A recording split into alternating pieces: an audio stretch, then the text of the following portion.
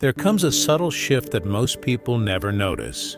The moment you realize how little control the outside world actually has over what happens inside you. You've felt it before. A careless remark that shouldn't matter, yet it follows you for hours. A text left unread that somehow feels like a verdict. A tone of voice so brief you couldn't prove it happened. But something inside you already reacted. Your heart tightens. Your thoughts race to conclusions. And before you know it, you're lost inside a feeling that seems to come from nowhere. But here's what's strange. It didn't come from nowhere. It came from somewhere inside you that you rarely examine. You tell yourself you're just sensitive, or that people shouldn't act that way, or that if things were different, you wouldn't feel this. But none of that stops the pattern. The same situations keep finding the same cracks.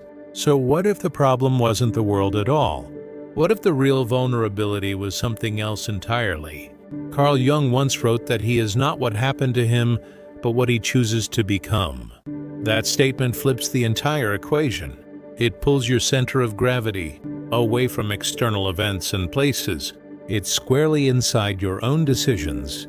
And once that shift begins, even a little, something unlocks.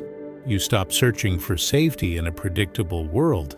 You start paying attention to how your mind builds the reality you then react to. Not to control everything, just to see more clearly. Because genuine strength isn't about becoming bulletproof. It's about becoming aware enough that the world no longer writes your internal script for you. The world cannot shake what you refuse to let define you. You've probably believed for a long time that your pain comes from other people. Their words, their silence, their absence when you needed them most. It feels undeniable. Someone disrespects you, and anger ignites before you can blink. Someone withdraws, and suddenly you feel abandoned. Someone ignores you, and your worth feels like it's being weighed on a scale. But if that were the whole truth, why don't two people ever react the same way to the exact same situation? Some remain perfectly steady when everything falls apart. Others crumble from a sideways glance. The difference isn't random. It points to something internal, something most people never stop to examine. The moment you notice this gap, your world begins to change. Two people, same event, completely different emotional aftermaths. One carries the weight for days, replaying every detail. The other lets it pass like a cloud. The event didn't change. The interpretation did. And that's uncomfortable, because it challenges the story. You've told yourself that your feelings are caused by what happens around you. It suggests something deeper. That what you feel isn't just a reflex. It's constructed, built from meaning you assign so quickly it feels like truth itself. But meaning isn't fixed. It's influenced by memory, expectation, fear, identity. And once you see that, you understand why the same moment can either devastate you or drift by without leaving a scratch. This is where most people hesitate, because accepting this means giving up a certain kind of comfort. It's easier to believe the world is responsible for your inner chaos. That way, blame stays outside. You don't have to change anything. The Stoics saw through this. They understood that between an event and your feeling about it, there is a space where interpretation forms, often without your permission. And inside that space lives the real source of your suffering. It's not the event itself. It's what you silently decide it means. That realization stings because it puts you face to face with your own patterns. The habit of taking things personally. The reflex of assuming rejection where there was only indifference. The quiet hunger for approval, recognition, validation. These patterns didn't appear overnight. They were built, reinforced, repeated until they felt like personality. But once you start watching them, you see how fast your mind moves. A delayed reply becomes abandonment. A neutral face becomes judgment. A disagreement becomes an attack on your character. None of these meanings exist in the actual event, yet they feel real enough to trigger a full emotional meltdown. And that's where the real vulnerability hides. Not in what happens, but in how quickly you assign meaning to it. Because once meaning attaches, the reaction follows instantly. and by the time you notice, you're already trapped inside it. That's why it feels impossible to control. You're not just reacting. You're reacting to something your own mind already twisted. Your first reaction is not your final truth. As this awareness grows, something begins to loosen. You start to see that your initial reaction is just the first layer. And between that reaction and your response, there is a gap. Tiny but powerful. Inside that gap, you can separate what actually happened from what you assumed it meant. You can question it, slow it down, and sometimes, just sometimes, that's enough to change everything. Not perfectly, not all at once, but enough to weaken the automatic grip these moments have over you. Over time, this changes how you experience life. Situations that once sent you spiraling become more manageable. Reactions that felt inevitable start to slow down. You don't stop feeling. You stop being carried away by what you feel. And that's where a different kind of strength emerges. Not the kind that fights or numbs, the kind that understands. Because when you understand that your experience is shaped by interpretation, you also realize interpretation can be examined, adjusted, refined. You don't eliminate pain, but you strip away the unnecessary layers wrapped around it. And the more you practice this, the more something inside stabilizes. Not because the world changed, because your relationship to it changed. You stop needing everything to go right just to feel okay. You stop handing the keys to your inner state over to every random moment, and that's where things shift in a real noticeable way. You still live fully, but life no longer drags you around by the collar. If this line of thinking is starting to make sense, don't let it just float away as another interesting idea. Stay here, keep going. Consider subscribing, not as a mindless habit, but as a deliberate step toward understanding yourself more clearly.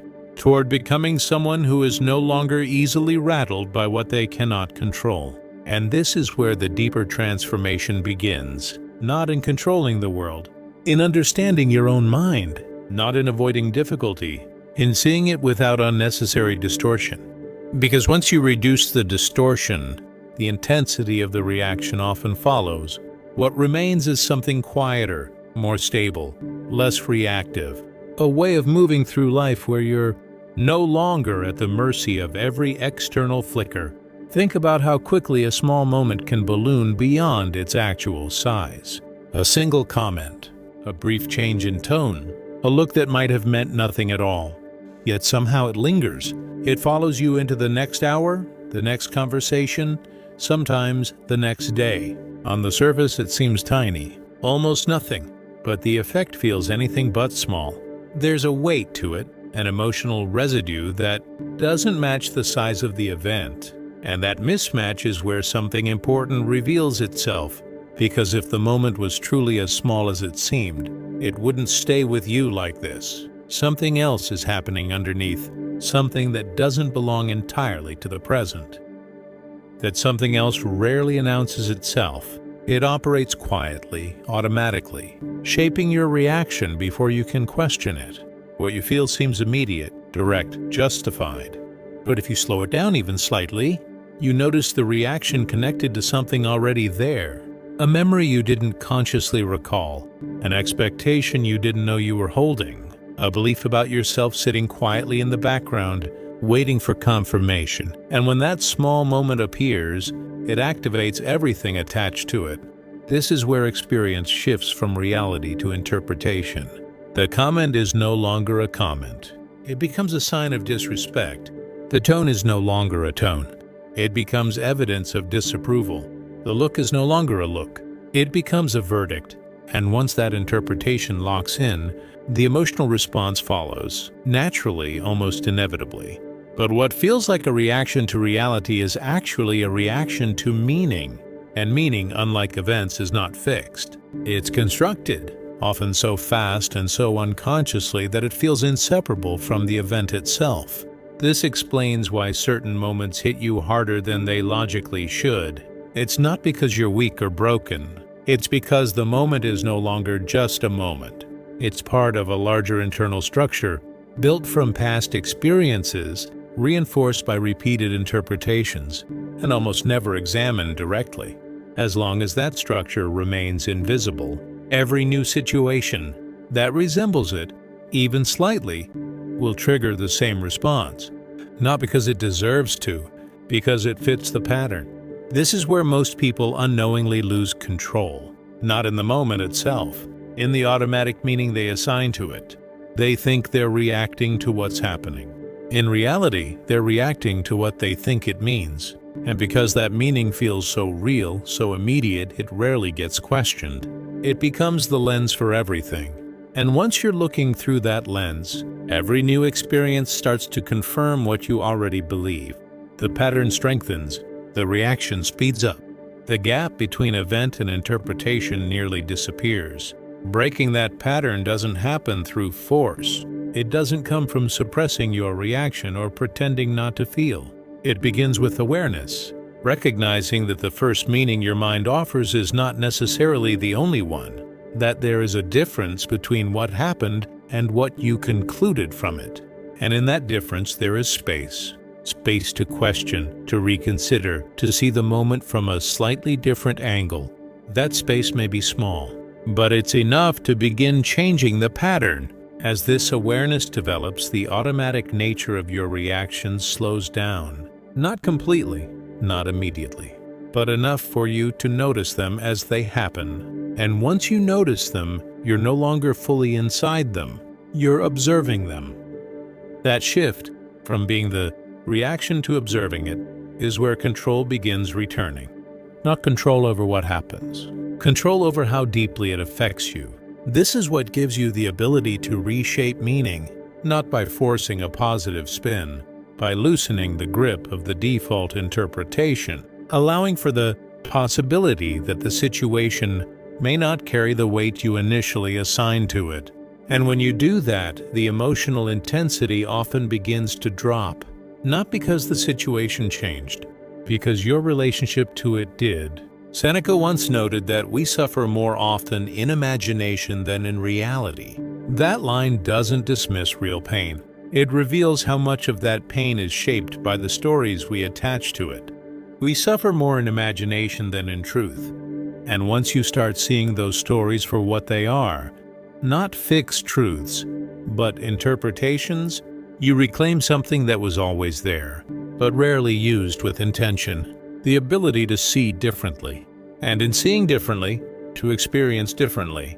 There comes a point where all of this stops being abstract and becomes something you practice, not occasionally, not when convenient, consistently, because understanding that interpretation shapes experience is one thing. Applying that understanding in real time is something else entirely. This is where philosophy becomes action. It becomes training.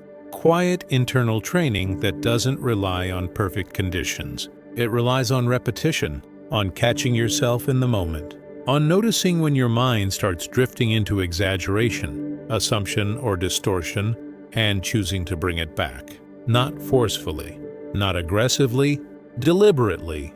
That distance is where clarity begins. Not the kind of clarity that kills emotion, the kind that prevents emotion from taking over completely. It lets you see the situation with less distortion, less added meaning, less unnecessary weight. And when you see more clearly, the emotional intensity often changes on its own. Not because you're trying to reduce it, because you're no longer amplifying it. The mind tends to intensify what it focuses on, especially when that focus is driven by fear, insecurity, or expectation. But when you shift focus toward what is actually present, rather than what you assume it means, the intensity begins to settle. This kind of responsibility is also what creates stability, because when you realize that your interpretation is something you can examine, question, adjust, you stop feeling completely at the mercy of what happens. You begin to see that while you can't control events, you can influence how deeply they affect you. And that influence doesn't come from force. It comes from clarity, from seeing things as they are, not as they immediately feel. The challenge is that clarity isn't always comfortable. Often it requires letting go of interpretations that feel familiar, even if they're not accurate. It requires stepping away from thinking patterns reinforced over years. And that can feel uncertain at first, because without those patterns, there's a moment where you don't immediately know what to think or how to react. But that moment is not a weakness. It's a space where you're no longer bound by automatic interpretation, where you have the opportunity to respond differently. Most people avoid this space without realizing it. They move quickly from event to reaction, filling the gap with assumptions, judgments, conclusions that feel solid but haven't been examined. And in doing so, they maintain a sense of certainty, even if that certainty leads to unnecessary suffering. Because uncertainty, even when it opens the door to clarity, can feel uncomfortable. It requires patience, a willingness to not immediately define what something means. But when you begin to stay in that space, even briefly, something changes. You start to see how much of your previous reactions were based on interpretation rather than fact. You start to recognize patterns in your thinking you never noticed before. And once you recognize them, they lose some of their automatic power. They don't disappear completely, but they become visible. And what is visible can be worked with over time. This becomes a kind of internal discipline, not rigid, not forced, but consistent. A habit of returning to what is actually happening rather than what your mind suggests is happening. A habit of questioning your first interpretation, not to dismiss it, but to understand it more clearly. And in that process, the emotional charge that once felt overwhelming begins to feel more manageable. You don't become unaffected. You become less easily carried away. You still notice what happens. You still feel the impact. But the impact doesn't define your entire state. It doesn't dictate your next thought, reaction, or decision without your awareness. And that awareness is where your stability forms. Because when you see clearly, you reduce the space for unnecessary suffering, not by eliminating difficulty, by removing the layers that amplify it. And those layers are almost always built from interpretation, assumption, and the habit of adding meaning before fully understanding what's in front of you. So the practice continues, not as a one-time realization, as an ongoing process, a return to clarity again and again. And with each return, the hold that external events have over you becomes slightly weaker, not because the world changed, because the way you see it changed. Clarity has a way of stripping things down to what they actually are, and that's exactly why most people resist it. Not consciously, not in a way they'd admit, but in subtle, almost invisible ways. Because clarity removes illusion, and illusion, even when it creates discomfort, often feels safer than facing something uncertain or unfamiliar. It gives you something to hold on to, even if that something is distorted. It tells you a story that feels consistent, even if it isn't entirely true. And once that story is in place, it becomes easier to navigate the world through it rather than questioning it every time something challenges it. This dependency doesn't always look obvious. It doesn't always appear as a clear need for approval or validation. Sometimes it's more subtle. The need for things to go a certain way for you to feel okay. The expectation that others will respond in alignment with your internal standard. The quiet assumption that your environment should match your preferences. And when it doesn't, something inside shifts. Not dramatically at first, but enough to create tension. Enough to pull your attention outward, toward what you cannot control, instead of inward toward what you can understand. As this pattern continues, it becomes familiar, almost normal. You begin to measure your internal state against external conditions without realizing it. A good interaction lifts you. A negative one lowers you. Silence creates doubt. Attention creates relief. And without noticing, your stability starts to fluctuate based on variables outside your influence. This is where vulnerability quietly takes root, not in the events themselves, in the reliance on them to maintain your sense of balance. The Stoics approached this differently. They didn't try to remove emotion from their experience. They didn't aim for detached indifference. What they focused on was dependency. They understood that as long as your inner state depends on something external, you are exposed to it, not occasionally, constantly. Because the external world is unpredictable by nature. People change, situations shift, outcomes vary. And if your stability is tied to those changes, then your internal state will change with them. This is why they emphasized grounding yourself in what is within your control, not as a concept, as a daily practice, a way of returning your attention to something stable, consistent, something that doesn't fluctuate based on external behavior. And that doesn't mean ignoring the world or pretending nothing affects you. It means recognizing where your influence begins and where it ends, understanding that while you can experience what happens, you don't have to be defined by it. There is a certain honesty required in this process, because it involves looking at the ways you rely on things outside yourself, even when that reliance feels justified. It involves noticing how often your mood, thoughts, sense of self shifts in response to something external. And that observation can feel uncomfortable at first, not because it reveals something negative, because it reveals something dependent, something that hasn't been fully examined. But once you begin to see it clearly, the dynamic starts to change. You realize that the instability you've been experiencing isn't coming solely from what happens around you. It's coming from how much weight you've placed on it, how much authority you've given it over your internal state. And that realization doesn't weaken you. It gives you a point of return, a place to begin shifting your focus back towards something that belongs to you. He who depends on himself holds the quietest power. Seneca observed that the happiest person is the one who depends on themselves. That idea isn't about isolation or rejecting connection. It's about reducing unnecessary reliance on things you cannot control.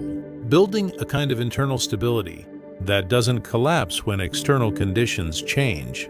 And that stability doesn't come from removing emotion. It comes from understanding it, seeing where it originates, what it attaches to, how it moves through you.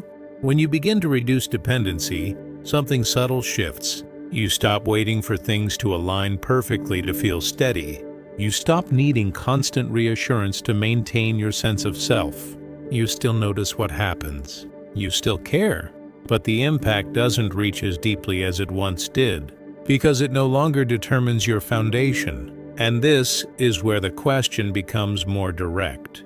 If your stability is no longer tied to external behavior, if your sense of self no longer depends on how others respond, if your internal state is no longer shaped by things you cannot control, then what exactly is left for the world to take from you? That anchor is not found outside. It's built gradually, through awareness, through understanding, through the repeated act of returning your attention to what you can actually influence. It's not something that appears all at once. It develops over time as you begin to recognize the patterns that once controlled you and slowly loosen their hold. In that process, the world doesn't become easier, but your relationship to it becomes clearer. And in that clarity, the need to depend on it for your stability begins to fade. It's easy to misunderstand what all of this leads to. When people hear about becoming less affected, less reactive, less dependent on external events, they often assume it means becoming cold, detached, unfeeling, as if the goal is to move through life untouched by anything, disconnected from experience itself. But that's not strength.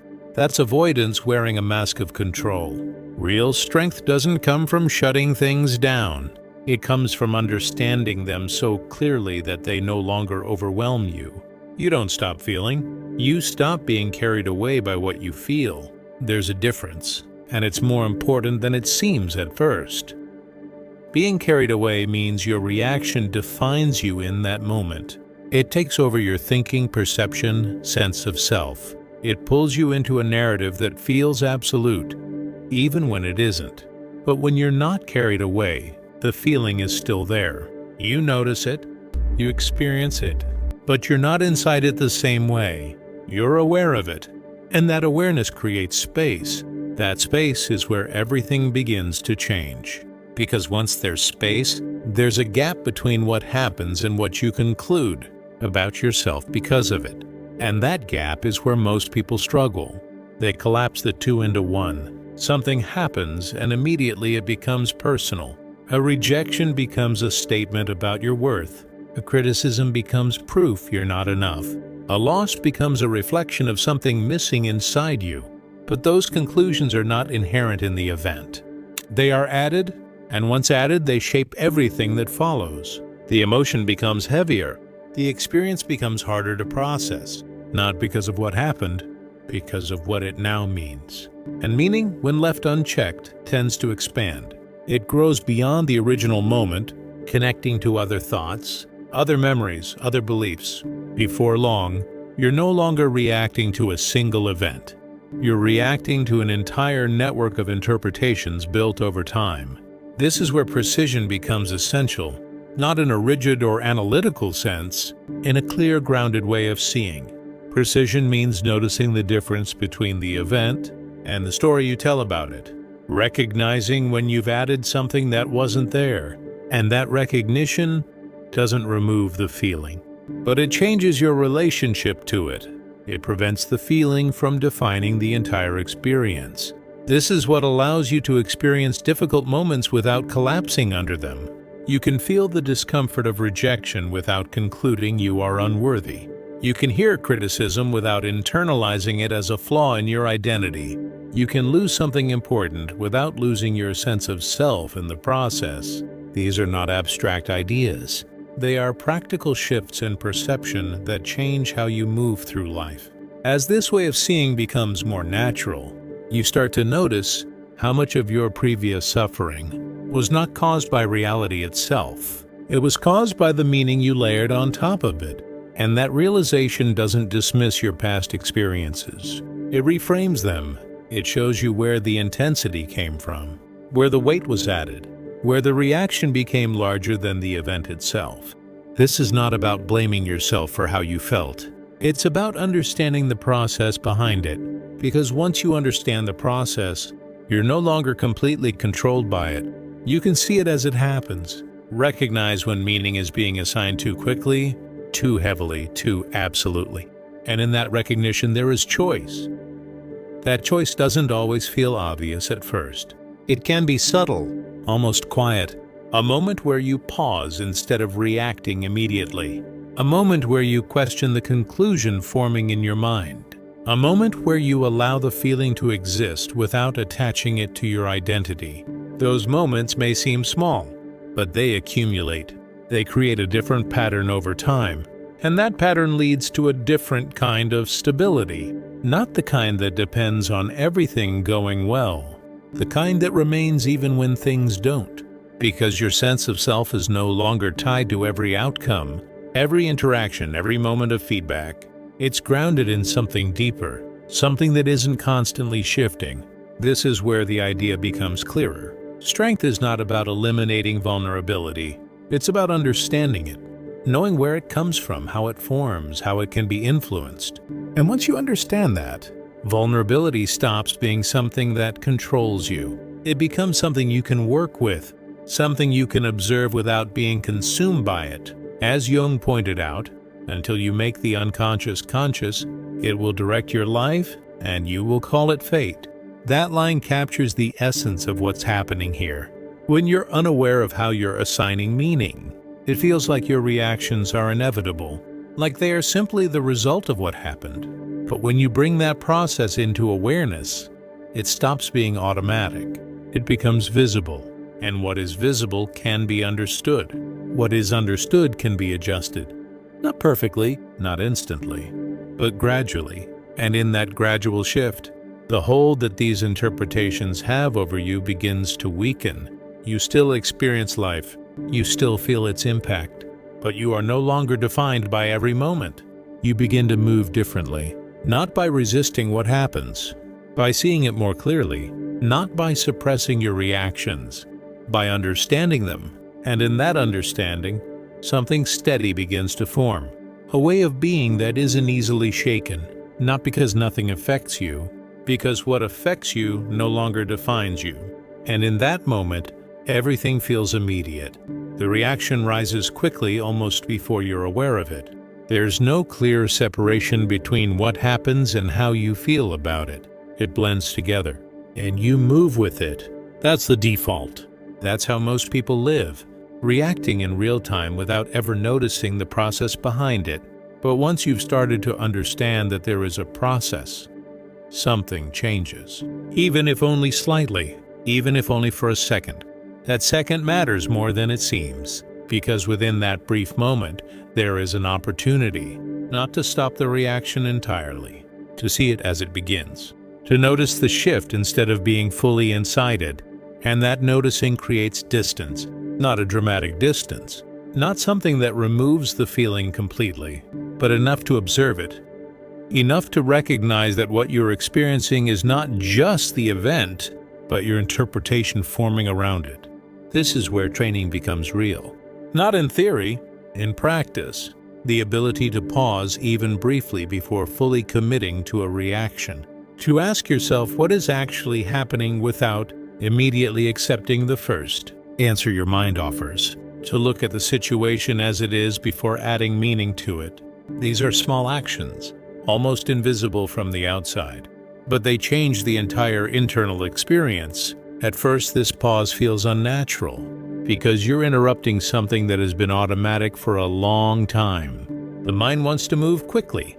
It wants to complete the story, assign meaning, create a clear narrative. Pausing slows that process down, and that can feel uncomfortable. It introduces a kind of uncertainty. But within that uncertainty, there is clarity, because you're no longer rushing to a conclusion. You're allowing yourself to see more before deciding what it means. As you continue to practice, the pause becomes more familiar. Not longer necessarily, more accessible. You begin to recognize the early signs of a reaction forming. The tension, the shift in thought, the impulse to interpret quickly, and instead of moving with it immediately, you stay with it just long enough to see it clearly. That clarity doesn't eliminate the reaction, but it changes your relationship to it. You're no longer completely identified with what you feel. You're aware of it, but you're also aware of yourself observing it. And in that awareness there is space. Space to choose how you respond. Space to question whether the meaning you're assigning is accurate. Space to decide whether this moment deserves the level of intensity you're about to give it. This is where control begins. Not control over what happens. Control over how deeply you allow it to affect you. And that control is not forced. It's not about suppressing your reaction or pretending not to feel. It's about understanding the process well enough that you're no longer carried by it automatically. You're participating in it consciously. Over time, this participation becomes more natural.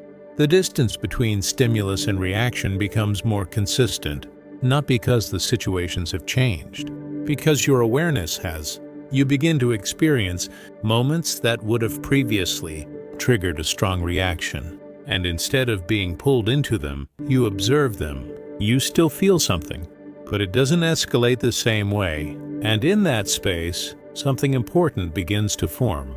A sense of stability that doesn't depend on everything going smoothly. Because even when things don't go smoothly, you're not reacting in the same automatic way. You're seeing more, understanding more, choosing more deliberately. This is what creates freedom. Not freedom from difficulty, freedom within it. The ability to experience something without being completely shaped by it. The ability to respond instead of react. The ability to remain grounded even when something unexpected happens. And that ownership changes how you move through life. You're no longer waiting for situations to be easier to feel stable. You're developing stability within yourself regardless of what happens. Not perfectly, not consistently at first, but enough to notice the difference. That difference grows with practice. Each moment of awareness reinforces it. Each pause makes the next one slightly easier. Each observation weakens the automatic pull of reaction. And over time, what once felt immediate and uncontrollable begins to feel manageable. You start to trust that you can handle what arises, not because you can control it, because you can engage with it differently. And that trust creates a quiet confidence, not loud, not obvious, but steady, because you've seen what happens when you slow down. You've experienced the space between event and reaction, and you've realized that within that space, There is something that cannot be easily disturbed, something that belongs to you. At some point, without a dramatic moment or a clear line you can point to, things begin to feel different. Not in the world itself, because the world continues as it always has. People still act unpredictably. Situations still shift without warning. Words are still said, sometimes carelessly, sometimes intentionally. None of that disappears, but your relationship to it begins to change in a way that is difficult to explain until you experience it directly. It's not that you stop noticing what happens. It's that what happens no longer reaches you the same way. There's no immediate collapse, no sudden tightening in your chest that pulls you into reaction before you've had time to think. The impulse may still appear, but it doesn't take over. It passes through a space that didn't exist before, a space created by awareness, by practice, by repeatedly choosing to see clearly instead of reacting automatically. And in that space, something holds, something steady, something that doesn't move as quickly as everything else around you. You begin to observe more, not in a detached or distant way, in a grounded, attentive way. You notice what is said, but you also notice how your mind starts to interpret it. You notice what happens, but you don't immediately decide what it means. There's a delay. A brief moment where things remain open instead of being instantly defined. And that openness changes everything, because once something is defined too quickly, it becomes fixed. But when you allow it to remain open, you give yourself room to see it more accurately. This shift is quiet. It doesn't announce itself. It doesn't feel like a breakthrough. It feels like a gradual settling, a reduction in unnecessary tension. A sense that you don't need to respond to everything with the same urgency as before, that not every situation requires a reaction, that not every word carries the weight you once gave it. And in that realization, something begins to loosen.